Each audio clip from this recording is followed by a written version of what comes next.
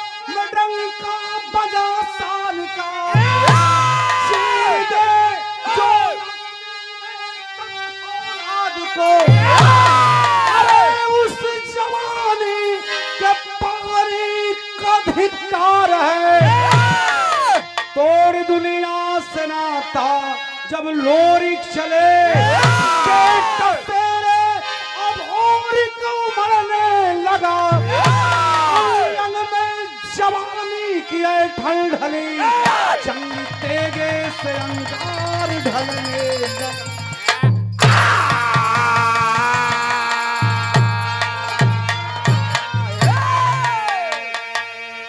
समय आप लोगों के नाम लगी भी रहा में तोड़ दुनिया से नाता जब लोरी चले बेटा शेरे या भोरी कुमड़ने लगा।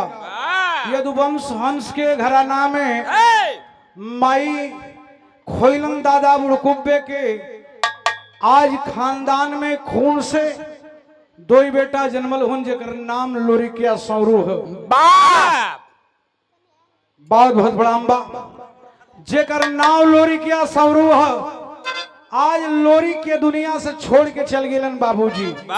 तनी साहब बिरहा में वो गजल लग गई दोस्त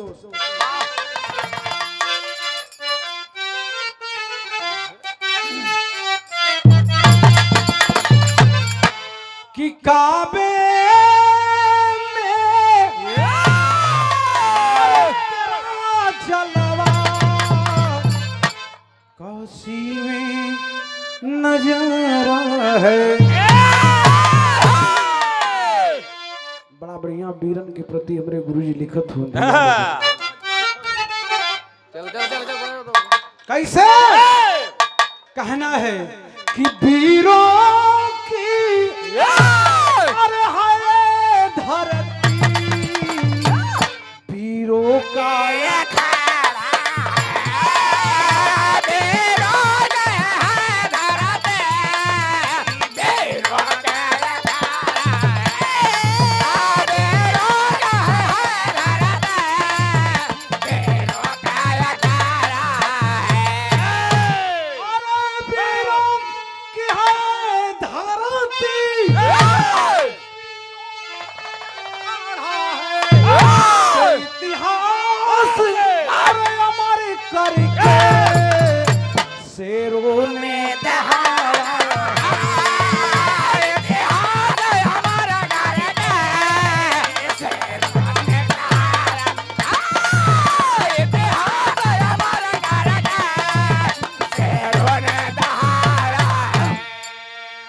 यही पहचान है। परम आदरणीय माननीय बंदनीय बड़े भैया श्री रमेश यादव रायपुरी से सादर 200 रुपया पुरस्कार बाबू के प्रणाम सकल पंच के प्रणाम बा। वीरों की है ये धरती वीरों का अखाड़ा है इतिहास अमर करके शेरों ने दहाड़ा है। जैसे जौहरी शहर की लाइन शुरुआत होगी अपने जमाने में बिरहा के महासम्राट स्वर्गीय बुल्लू गुरु एक नजम के गाओ तलन कैसे दोस्त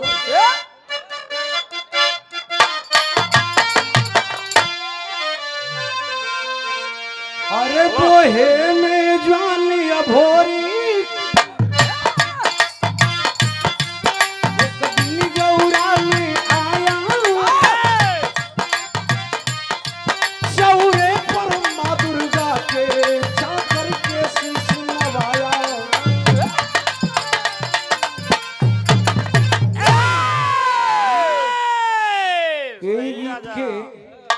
स्वर्गीय रामदेव गुरु तनी उठा के गावन कैसे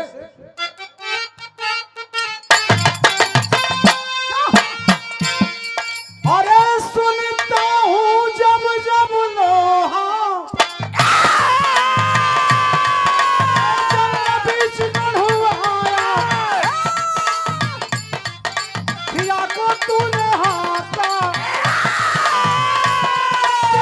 तूफान मचाया उसी बाप का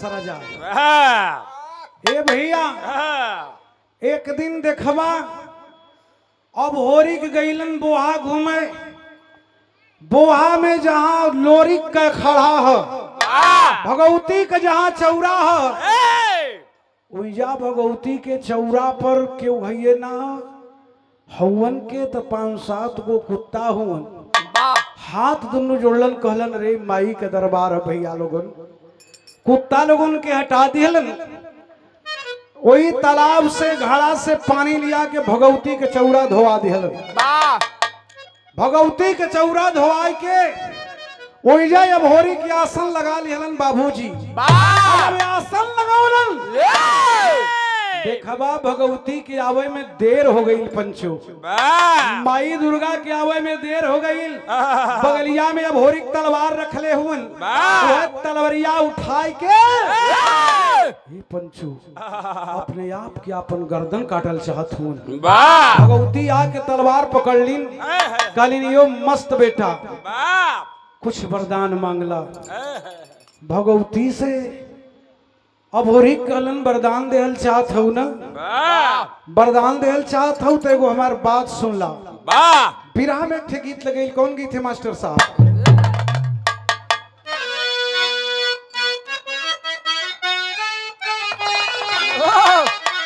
मास्टर साहब गीत बजाओ थन पढ़ के होरी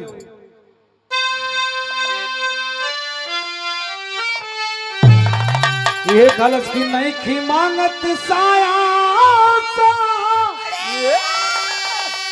अरे नहीं खी मांगत काना ना नहीं खी मांगत साया सरे नहीं खी मांगत काना ना नहीं खी मांगत साया सरे नहीं खी मांगत काना ना गीत विरहा में बड़ा बढ़िया भाव कवि ने लिखत समय के मुताबिक बाबू लोगन ए बेटा इंद्रासन घूमल चाहत हुआ तो एगो हमार शर्त है वो शर्त कैसन है पूर्व जइहा पश्चिम जइहा पूर्व जइहा पश्चिम जइहा उत्तर जइहा लाला ना पूर्व जइहा पश्चिम जइहा उत्तर जइहा लाला ना पूर्व जइहा पश्चिम जइहा उत्तर जइहा लाला ना माननीय हमारे पिता श्री कांता यादव जी सादर 200 रुपया पुरस्कार बाबू के प्रणाम सकल पंच के प्रणाम लेकिन कहना है पूर्व जइहा पश्चिम जइहा अरे है उत्तर जइहा लाला कह दिशा दक्षिणवा भूल न जइहा बतिया माना सुगना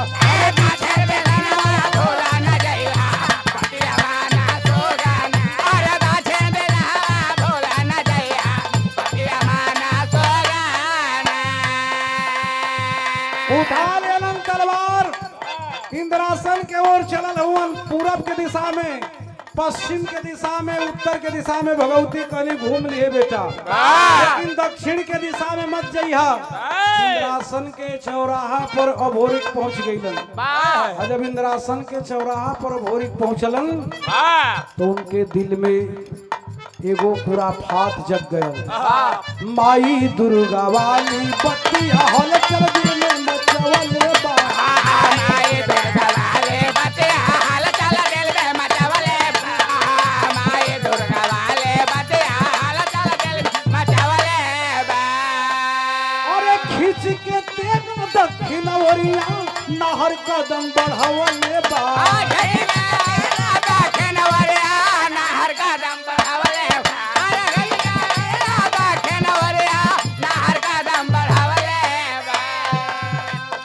सागर 100 रुपया पुरस्कार आदरणीय माननीय वंदनीय श्री पवन यादव जी, ऐतिहासिक वसुंधरा बूढ़ाडी जनपद गाजीपुर, आपकी ओर से कोट कोट प्रणाम करते हैं। तब माई दुर्गा वाली बत्तिया अरे हल चले दिल में मचवले बा। खींच के तेगा दक्षिण ओरिया नहर कदम बढ़ावले बा।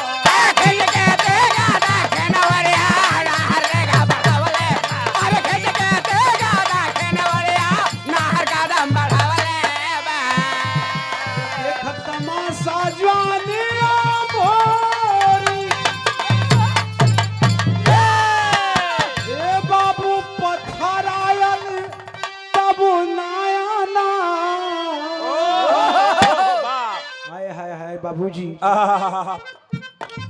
उठा लिहलन तलवार, कोई दक्षिण के दिशा में गईलन। दक्षिण के दिशा में गईलन तो एगो ऐसा दृश्य था कि रोंगटे खड़े हो जाएंगे। एगो नरक का कुआं है, कोई कुआं में एगो इंसान डूबत उतरा छोन पंचो। एक इंसान उस नरक के कुआं में डूबता है, उतरा रहा है। मुझे खड़ा हो गईलन, कहलन ई तो स्वर्ग है बाबूजी ना। अच्छा तो ये स्वर्ग में ही नरक बाए, नरक में आप डूबत उतरा हुआ फौआ के। कहलन बेटा मेरा परिचय पूछना चाहते हो बाबू? तो हमार नाम लोरिक हो। लोरिक जो ही नाम सुनलन है अभोरिक अपने पिताजी का भैया हो। रोंटे खड़े हो गए। हाय हाय हाय हाय, ई दशा आपका कैसे भई? कोई कुआं से आवाज निकल कि बाबू हो। जौने समय महानंद यादव का बिटिया मजरी का डोला फना के मोनागित के छाती पर चढ़ के हाथी के मार के वीर निरम्बल को मार करके लेके जब तोरा माई मजरी के चली ना, तोरा माई मजरी के जब लेके चली बाबा, तोहरे मतारी का डोला गांव से जब पूरब साइड में आयल हो, तोरे मतारी का डोला गांव से पूरब साइड में आयल। अरे बा तोरा माई के विश्वास ना होत रहल बेटा, तोरा माई के विश्वास ना होत रहल बाबा। अगवा जाय के दुश्मन हमरे सैया के मुआ दिहन त मजरी वही खूंटा में जहर गठियौले रहने की जब सैया लड़ाई के मैदान में हार जइहन तो ये जहरवा खा के मर जा। लोरी के आगे बढ़ल हुवन, मजरी डोली में कहल सैया वीर तो के ऐसे ना मानो। भाई देखत हुआ पहाड़ हो, ई जवन पहाड़ हो, ये पहाड़ के अपने बिजुड़िया खान तलवार से मारा अरराय के दूर फाटी हो जाए। उठाए लिहन लोरी तलवार भैया लोगन, उठाए के तलवार आप बीचों बीच तलवार जब चलवलन है, अरराय के दोनों पत्थर फटल है, अरराय के दोनों जांग रोक ले हुए। आज जब जांग लगा के रोक लेलन तो मजरी के विश्वास हो गई कि हमारे सैया के दुनिया में क्यों हराई ना। बेटा अरे तोरा माई कडोला फना के लेके अइलिन, संगवई छोट तोर मौसी अनुपीन रहल, वादा कैली बेटी मनली, बिटिया मान के आज अपने घरे रखली। वादा कैली कि अनुपी का बियाह हम करब, कन्यादान हम दे। लेकिन ना का पौलिन बाबू, कोई अनुपी के पाप से हमके नरक हो गई तो हम लोग अनुपी का बियाह करा देबा बाबू ना। ता हमारे नरक से उद्धार हो जाई। घूम के इंद्रासन ये भोरी कैलन हो, कोई भगवती के चौरा पर गईलन, माई दुर्गा अलिन ये बाबू। और जब माई दुर्गा अलिन तो इतना लोग बैठल होन, पूछली घूम लिहला बेटा। ए भैया माई भगवती के चरण स्पर्श करके तनी सा आंख दुनू लाल लाल हो गई अभोरी तनी सा बिरहा में खानदानी लोरकी लग गई रेस बाबू। अरे राम राम राम राम राम लागल आग लड़कैया दहिया लाल पियर होई बाज हरदम के दुर्गा पूजा कैलू संगा दिहालू भी कहलस के जवन लोरिक वाला डंकावा यही दुनिया में बाजल हो। अरे संगवा छोड़ दिहालू दुर्गा आई गाई अनकिया हलस की बदल बाबू कई बेटा हुआ ये दुनिया में नहीं छू हलस की कर लानत बारे जवानिया आए धाराती पर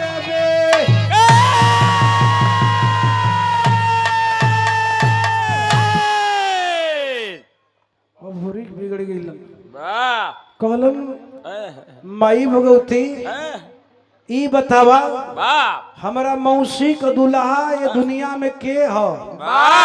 माई भगवती बतौलिन के बेटा तोरा मौसी का दुल्हा तोहार मौसिए बतैहन, तोरा मौसी का दुल्हा तोहार मौसिए बतैहन। अब होरिक देवाजी चनराजी तीनों यदुवंश हंस के घराना का वीर देखबा हो। बागी बनिया से छलांग लगा दिलन, जमनिया चंदौली बनारस मिर्जापुर पार करके अगोरी के किला के पास पहुंचल हुआ। अनुपी देखलस कहलस दिन बिगड़ गल हमरे जीजाजी के लड़का तीनों दौड़ल आवत हो, लोटा का पानी ले ले है, अचरा में भेली ले ले कले आवा लोग भैया पहले पनिया पीला देखबा। अब होरी कहलन ए मौसी पानी पिए नहीं खिया, सवाल कर दिया। गीत गईल कौन गीत है रजस बाबू?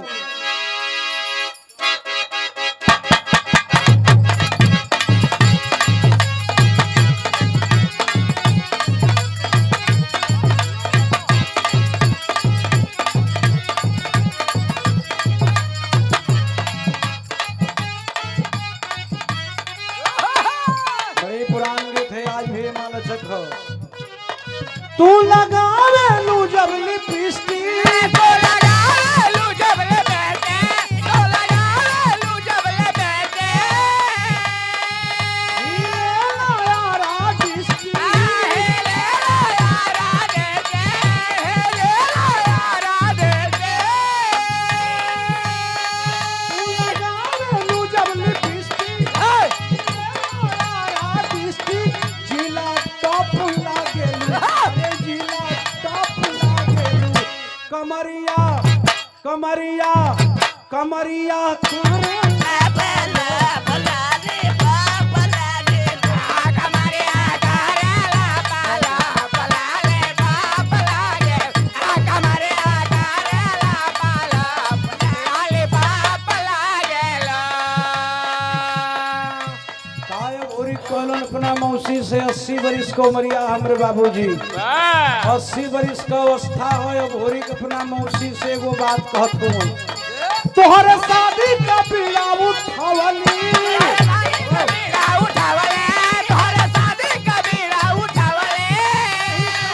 गोरी में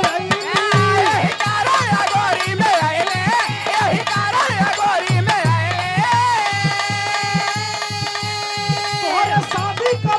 उठवानी यही करैया गोरी में आईनी सेरुरा मांग में पड़ी अरे सेरुरा मांग में पड़ी चुदरिया चुदरिया चुदरिया चहकी गोटे तार कनना हाथ में बांधे चुनरिया चहके गोटे तार कनना हाथ में बांधे चुनरिया चहके गोटे तार कनना हाथ में गड़े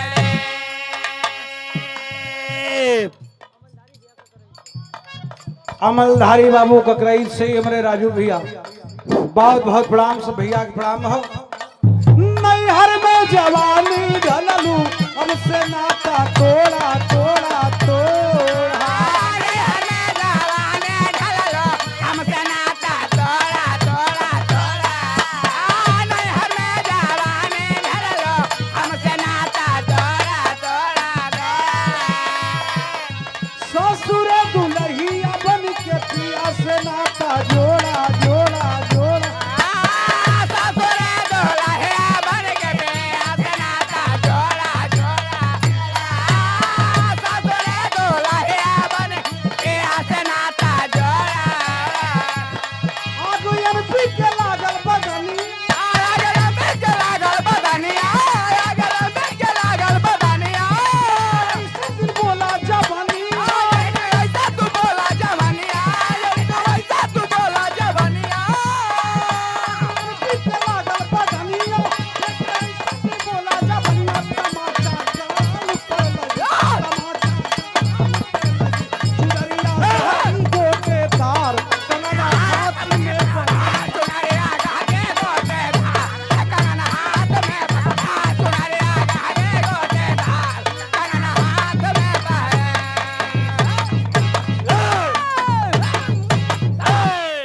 बाबूजी लाल बहादुर भैया महुवर साउंड आपके ओर से बहुत बहुत प्रणाम बा अभोरी और नुपी से कहलन कि तोरे शादी का मन कहे पीड़ा उठा ले ही जा अच्छा तो ये बताओ मौसी ये धरती पर तुहार दुल्हा के हो और नुपी कहलस करे पागल हई अवस्था 75-80 बरिस का हो गई तोहर बाबू बियाह करावत करावत जन्नत में चल गईलन तो हंसो पगलाल हुआ कहलस ना मौसी इंद्रासन घूमे गईली कोई नरक के कुआं में बाबूजी डूबत उतरा छुअन बाबुए जी वो कुआं से आवाज निकलन कि अनुपी तुहार मौसी के बेटी मान के रखली बेटा लो अगर बियाह करा देबा तो नरक से हमार उद्धार हो जाई गौर कर लेना बाबूजी के तोहार दुल्हा हो अच्छा तो दुल्हा बतावत थे मौसी का बतौलस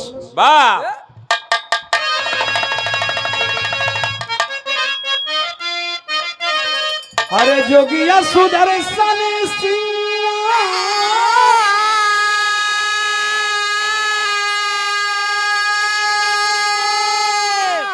बाबू दीप में बसेरा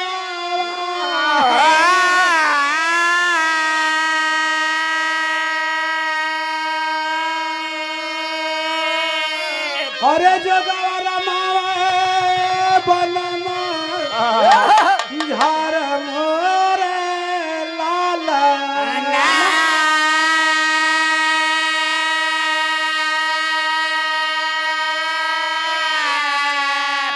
धीरे धीरे बीती गईल आज कुछ दिन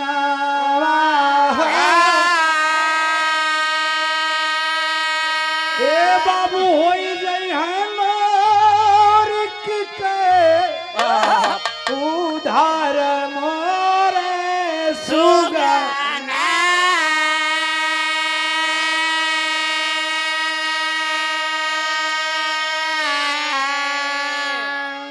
सिंगल द्वीप के पहाड़ पे एगो उज्जैन का पहाड़ी है बेटा वही उज्जैन में सुदर्शन नाम के एक ठे जोगी हुवन वो है हमार जोड़ा हुवन मौसी का प्रणाम कैलन तीनों बाबू भैया हो अब चल दिलन देखबा सिंगल द्वीप की पहाड़ी के ओर जब चला है वीर तीनों बाप जात जात पंचो शाम हो गए। शाम का वक्त है। अजय भाई कुछ रात हो गई बाबू। विजयगढ़ के नगर में राजा विजय सिंह के बाबा किला के बगल में विजय राजा का पोखरा है। बा कोई पोखरा के पास बा जाके तीनों यदुवंश हंस के घराना का वीर रात का आराम कैलन। सुबेर भयल ह धूर माटी पोतत हुवन मिट्टी शरीर में लगल है।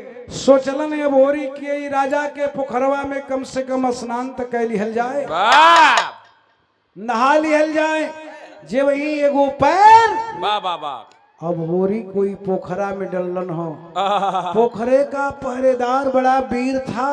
बाप दौड़ते हुए आया बोला अबे साले इस पोखरे में कौन इजाजत दे दिया? अरे बा इस पोखरा में मात्र राजा विजय सिंह स्नान किया करते हैं। होरी के एगो पैर पोखरा के नीचे पानी में डले हो ने एगो भई वही मेढ़ी पर हो। कौन रे भैया बाबा पोखरा तालाब कुआं नहर सड़क की केहू के बाप को बपौती नहीं खे। पहरेदार बिगड़ गया। साथियों खींच के एक तमाचा मरबे तक पानी में से पैर निकाल लेना। बाप निर्मल मन अहिर नितदासा। बाप यादवों का मन बड़ा निर्मल होता है। और जब पैरवा निकलन तो अब होरी कहलन करे पागल तुझे पता नहीं है मैं कौन हूँ? बाप दौड़ करके पकड़ लिए,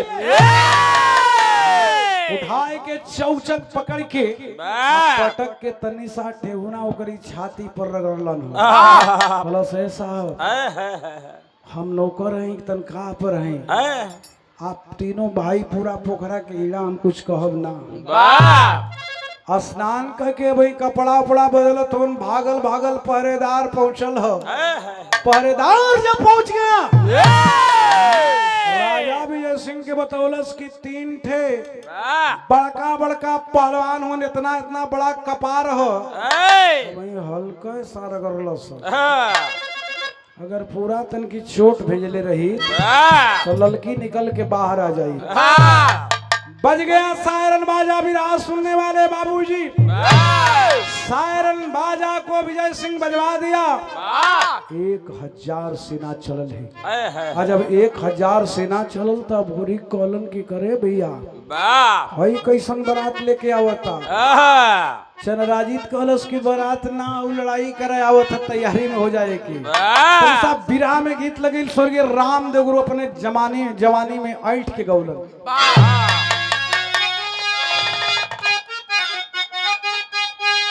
अरे मुड़वा में साना गईली हम के सगरवा रे माई का गाना रे माई का गाले गए झूलनी ले गई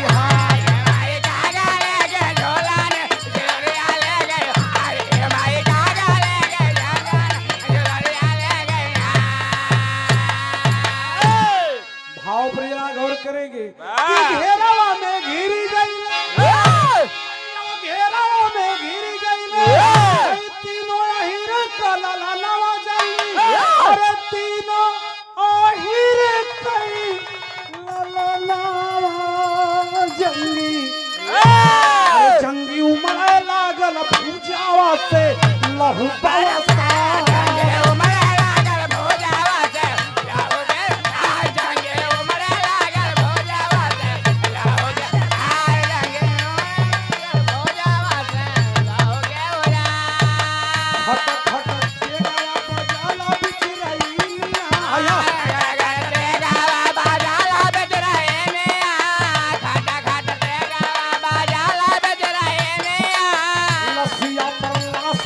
जंगी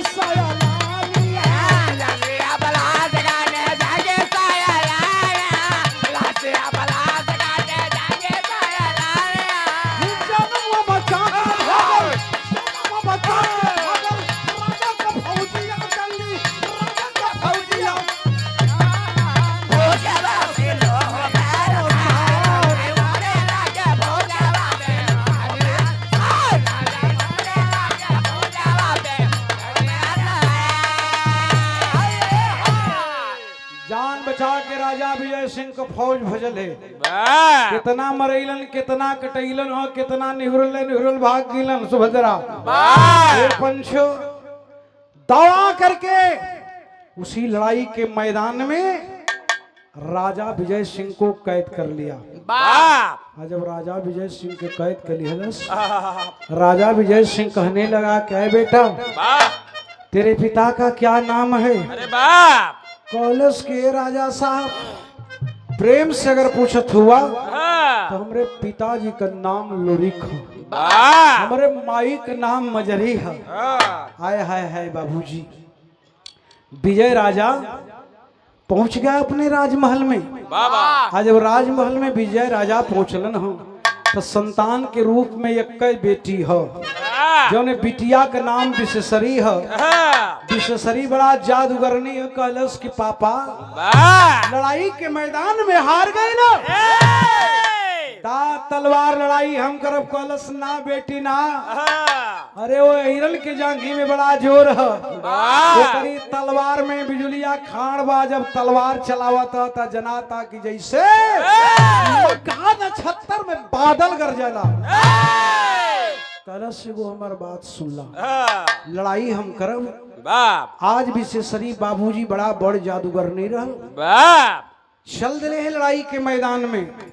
आज जब लड़ाई के मैदान में विशेषरी आइल है, तब वाह लड़ाई के मैदान में विशेषरी जब आ गई बाबू लोगन, वाह कॉलम देवाजीत या चंद्राजीत की महिला एक किल्ले आवत बा।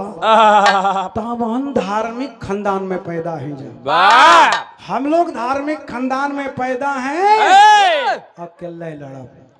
अब ओरिक तलवार उठौले हुन, वाह वाह वाह चेहरा के पानी गिरल हो। कहलन मेरा रूस से तो कबो लड़बे ना कैली, हमारा कोनो खानदान ना रहल। वाह लेकिन जब ई चुनौती देतिया तो एकर चुनौती स्वीकार हम अकेले कैले ही। वाह अब ओरिक चलल हुन, जमुनी जादूगर नहीं रहल पंचो, उठाई के जादू अभोरिक के चलाई दिहलस। वाह जब ही अभोरिक के जादू चलोलस तो देखबा हीरे के बेटवा राजकुमार अभोरिक भेड़ा बन गई। आज भेड़ा बन गई। चरराजीत या देवाजीत का आंख से आंसू झरझर चले लगल। अरे बाप रे बाप, ई तो बड़ा जादूगरनी है। हमन की ओर अगर बढ़ी तो हमनों के भेड़ा बकरा कुछ बनाए दे। चरराजीत या देवाजीत भागत भागत पहुंचलन कहाँ? हरदी में। हरदी में के करी यहाँ गईलन।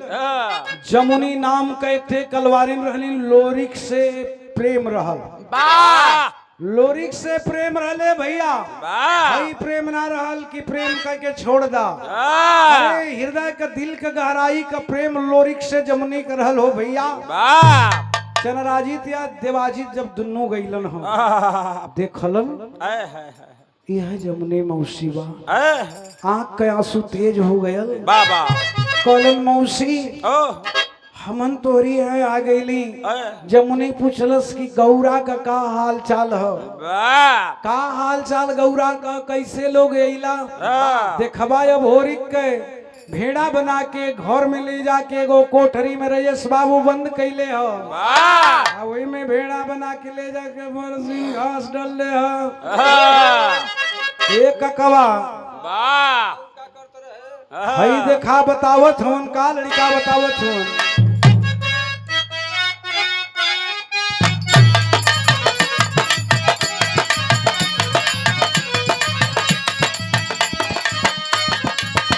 ए भैया जदुआ के जाली आई में पाड़ल तोरे लाला नावा रे पाड़ल तोरे लाला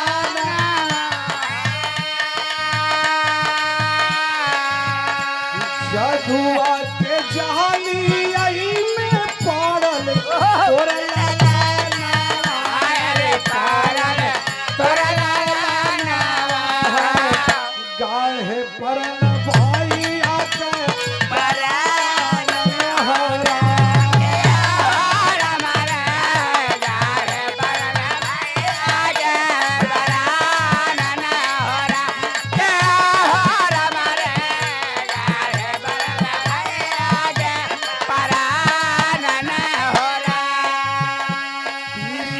विशेषरी भारी रे भारी जादूगारी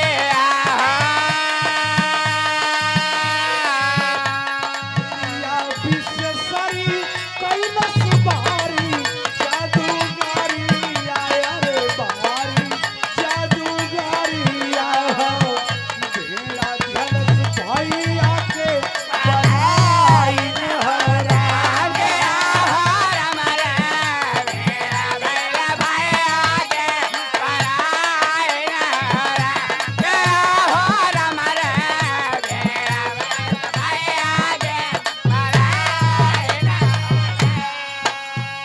विराट में पॉइंट है बाबूजी विशेषरी अभोरिक भैया के भेड़ा बना देले हम जमुनी कहलस इतना ओकरा में हिम्मत हमारा बेटवा के भेड़ा बना देलस अपन जादू को झोली उठाए के आगे आगे जमुनी चल पीछे पीछे देवाजित या चरराजित दोनों बाबू चलल हो ए भैया जब विजयगढ़ के करीब अलन हम चरराजित या देवाजित कुछ डेरा तो हुन की भैया के बेड़ा बनौले हम लोग कुछ बनाए दे मौसी के जादू पर संपूर्ण विश्वास देखे हो जमुनी कहलस करे पागल का तोहन सो लोरी का खून ना हुआ छलांग लगाए के मौसी के संगे हुआ दोनों बहादुर और जमुनी मौसी जब पहुंचलन हम राजा विजयगढ़ के नगर में देखा चैलेंज हो गया विशेषरी के खबर गई विशेषरी जादूगरनी है विशेषरी जादूगरनी है विशेषरी के जब खबर पहुंचल है इतना लोग बैठल हुन बाबूजी अपन जादू को झोली उठौलस तान के सीना लड़ाई के मैदान में पहुंचल है एक तरफ जादूगरनी जमुनी मौसी हो एक तरफ राजा कबिटिया विशेषरी हो लाठी से डंडा से राइफल से बंदूक से हुच्चा से हुच्ची से रोज मार देखेला तनी जादू का जंग है जादू कमार है जे मिला के 5-6 जिला का गीत लग गई मिर्जापुर का चौलरिया बिहार का कचकचवा बनारस का ढुलमड़िया लगल गुरु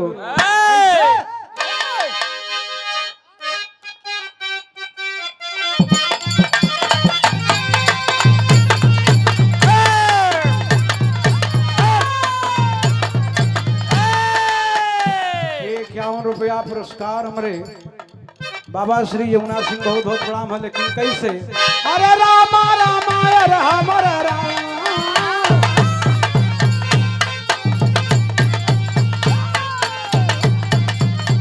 अरे मारी उमर कमर लचकनिया मारी उमर कमर लचकनिया या खिचड़ी हुई के पनिया उमर कमर लचकनिया बढ़िया खेलते ने हो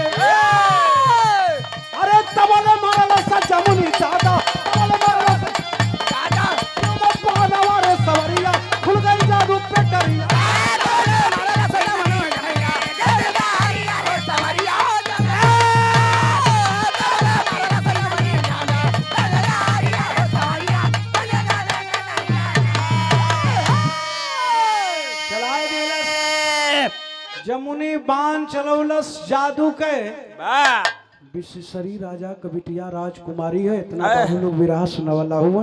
वाह राजकुमारी राजा का बिटिया विशेषरी हो बाबू। वाह जमुनी के जादू से गदही बन गई। जौन लड़िकवा भेड़ा बनल हुन जादू चला दिलस भेड़ा से देखबा और भोरी के गदहा बन गई। संजोग देखें बाबूजी अपन थुथुन गिराए लेलस। वही महल में पहुंचल है। आज जब महल में पहुंचल तो देखें राजा विजय सिंह अपनी बेटी की दृश्य को देखा है। देखलस तो एगो गीत याद आ गई विरह कटेरी में हमारे गुरुजी गावत रहलन।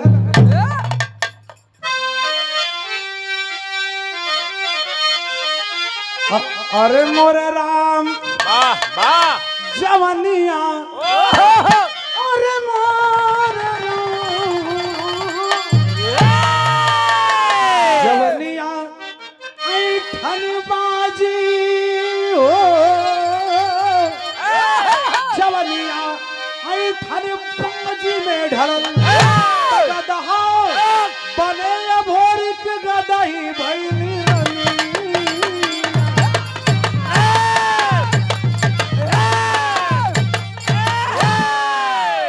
नक्शा होकर बदल गई। जौन जवानी ठन रही जवानी भैया चाहे गोर हो चाहे करिया चाहे मोट हो चाहे पाथर देश कक्का चाहे छोट हो जवानी तजवानी होले गदहा बने अब होरी के गदही भैली रनिया गोलू जवनिया ऐठन बाजी में ढलल। नक्शा बदल गल संजोग से।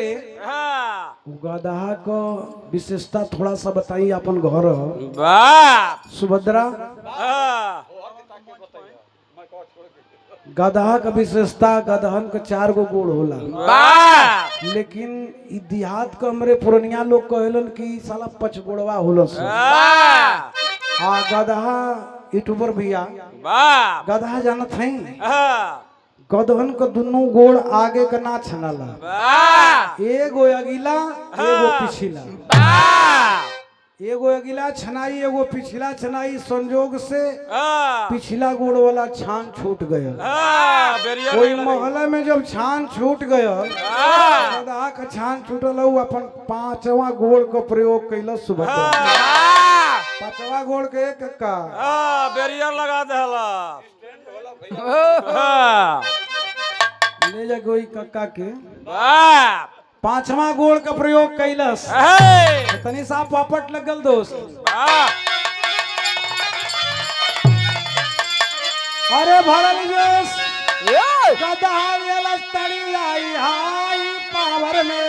अरे भरल जोश गदहा लेलस तड़ी आई हाई पावर में। अरे भगल गदही आया पंजाल बचाई हाई पावर में।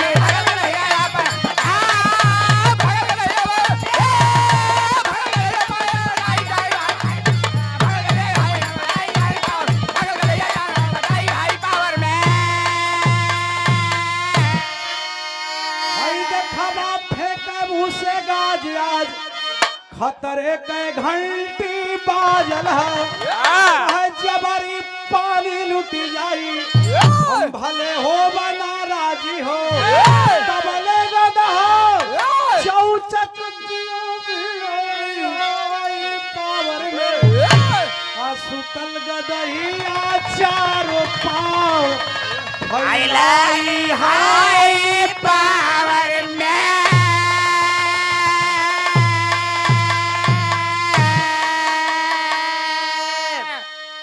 अचानक छूट गल। जब 5वां गोड़ का प्रयोग कैलस न कक्का और के 4 पांव चित हो गई। राजा विजय सिंह दोनों हाथ जोड़ ले होने भैया ए बाबू एगो बात सुना।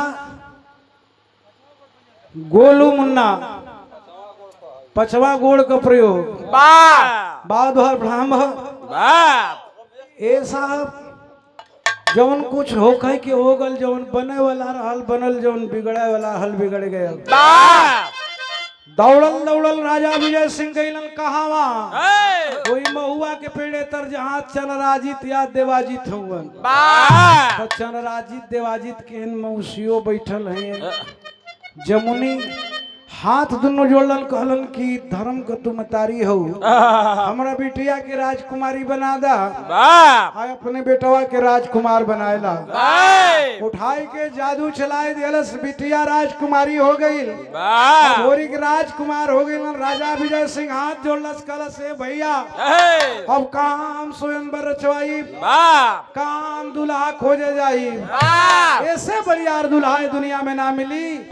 ए भैया तरी सा सिंदूर लेला, हमरा बिटिया का मांग सुहागन कैदा। वाह आज अब होरी के गो बात कहलन कि अरे बाप रे बाप, जौन काम खातिर हमन चलल गए, मंजिल अभी दूर बा, वाह वाह वाह वाह हमन जौने काम खातिर निकलने भाई कमवे आज तक ना भयल। भाई रजवा बियाह करे के कहता, कहलन ए राजा वो खानदान का बेटा है, अरे वो यदुवंश का बेटा है, तोरा दुआरे आई बारात लेके, बारात लेके आई तो ट्रैक्टर प्रहलाद के जोड़ी अगादा लेके आई, डफरा का बाजा बजी 3-4 कोस लम्बे ले जना जाई कि ओहिर के बारात होते। ऐसे बियाह ना करम, हम जो ना काम खातिर निकलल है भाई कमवा अधूरा हो। बताए के चलल हम बिरहा के आल्हा सदर हमरे स्वर्गीय बिरहा के महासम्राट हृदयावस्था वाह वाह वाह आज इस दुनिया में नहीं है, लेकिन पूरे बिहार में और पूरे उत्तर प्रदेश में वाह रामदेव गुरु के बाद आल्हा का कोई कलाकार था तो उस व्यक्ति का नाम था हृदय प्रसाद बिंद। वाह हृदय गुरु का पर्दा रही दोस्त।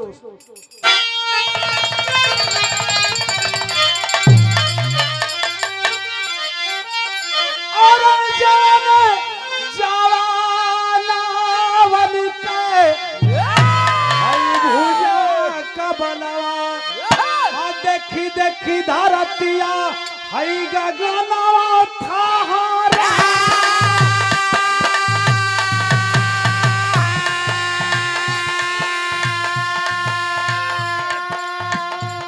अरे देखी देखी धरतिया हई गगनवा था हरा।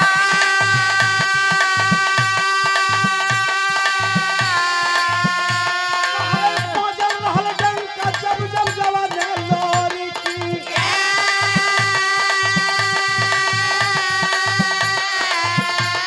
अरे हिन गई वसुंधरा देवतानो थरारा।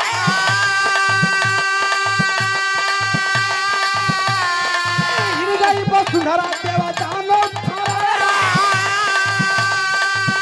अरे घूमल है जगवारे जौने बीरवा के,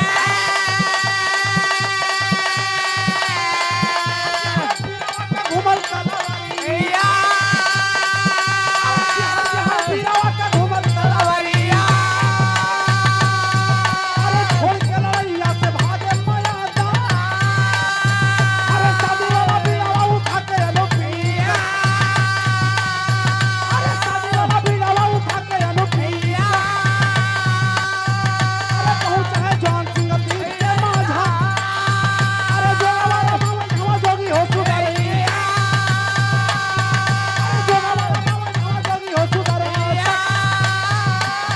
अरे तो खबर दहिया पर रहा नौसिया।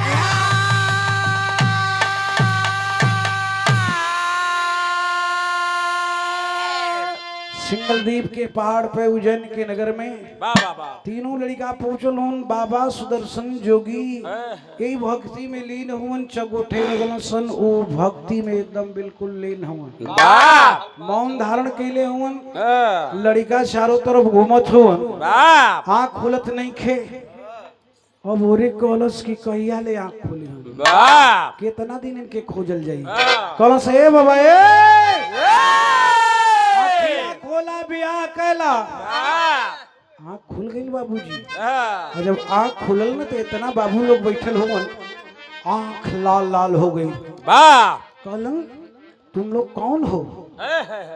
अभी श्राप देने जा रहा हूँ। वाह तीनों लड़कवा बाबा के पैरवा पर गिर ले, बाबा हमन लोरी का बेटा है बाबा, वाह हमन कोनो गलती ना कैले हमार मौसी का नाम एनपी हो मौसी बतौलस कि ये दुनिया में हमार जोड़ा हमार सुहाग सुदर्शन नाम के ठे जोगी हो ए बाबा मौसी से अगर आप ब्याह कैले बा न तो हमरे पिता श्री लोरिक के नरक से उद्धार हो जाई का लोरिक भैया के नरक हो गल है कौन सन हाँ बाबा हमरे बाबूजी लोरिक के नरक हो गल है बाबा लोरिक के परम मित्र थे सुदर्शन बाबूजी लोरिक बाबू का परम मित्र रहलन कहलन भैया लोरिक के जब नरक हो गल अगर हम बियाहवा कैले तब भैया लोरिक का नरक से उद्धार हो जाई ये भैया तैयार हो गईलन तो न पंडित जी का जरूरत पड़ल आज न ब्राह्मणन का जरूरत बा ये दुनिया में ये धरती पे ब्राह्मणों की ये ब्राह्मणों की एक पेशा है आडंबर में हम और आप फंसे हैं ब्राह्मणों को दान देना यादव परिवार से उचित नहीं है अभी अभी आप लोगों ने YouTube पर देखा है पूरे देश और विदेश में चर्चा हुई एक यादव कथावाचक को जबरदस्ती पकड़ करके उसका सर छिलवा दिया गया और एक ब्राह्मणी के मूत्र से उसको नहलाया गया शुद्ध किया गया उस ब्राह्मणी के मूत्र से सुभद्रा उस यादव को नहलाया गया और शास्त्र में 4 वेद 6 शास्त्र 18 पुराण में आप कहीं से उठाकर देख लीजिएगा तो इस दुनिया में यदि जाति के नाम पर सबसे उत्तम जाति है तो यादव है यादव ही इस धरती पर पहले आया है आए है बाबू तैयार हो गई न पंडित की जरूरत पड़ल न बाजा का जरूरत पड़ल नाऊ धोबी का जरूरत पड़ल आजकल तो बड़ा नेवतल जात हो बड़ा लोगन के बुलावल जात है बरतिया लइकन से दूल्हा से ज्यादा ठाट बाट बरतियन कहो गुल्लू दूल्हा का 3 गो सेठ है तो बरती हो 3 गो चपले हो हाँ भर के इतना व्यवस्था से कुल बराती जात होवन वो सोचत होवन कि दुल्हा ले हम सुघर लगे दूल्हा तो दूल्हा है चाहे करिया हो चाहे गोर कितनो सुघर आदमी गली धैले जाई आई एकदम काला कलूट एकदम काला दूल्हा अगर हो वह डोली में बैठल हो ब्याह करे गावे में आवत हो तो कुल माई बहन बेटी दुल्हवा यह है दुल्हवा यह है देखा चलल होन बिरहा के आखिरी सैरान सब बिरहा की मेन पॉइंट है जरा गौर कर लेना लगा दो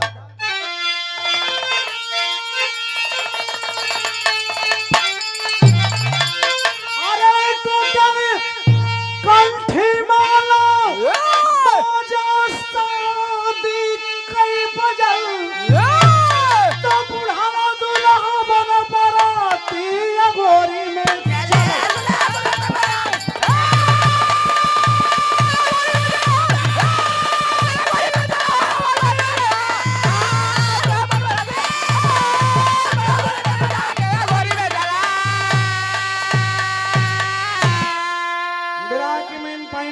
सुनने वाले मेरे बाबूजी अनुपी के मंगिया मैं पढ़ना सेनुरावा हो गई ना नरका सलोरी का उधारा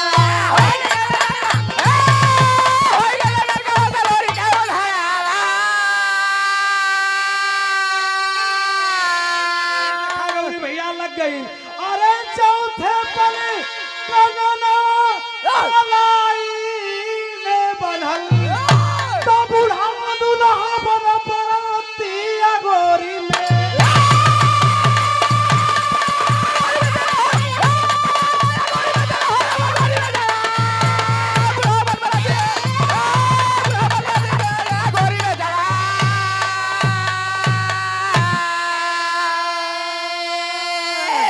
उठाए के सिंदूर अनपिक मांग सुहागन के दिलन लोरिक नरक से उद्धार हो गए बिरहा का शीर्षक था मेरे बाबूजी बेटा हो तो ऐसा बेटा वही के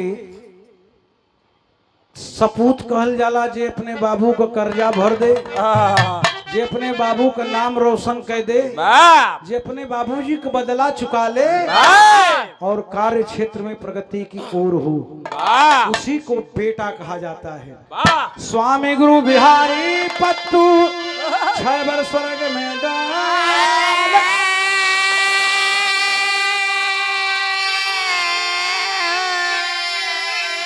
परस्ते धन गुरु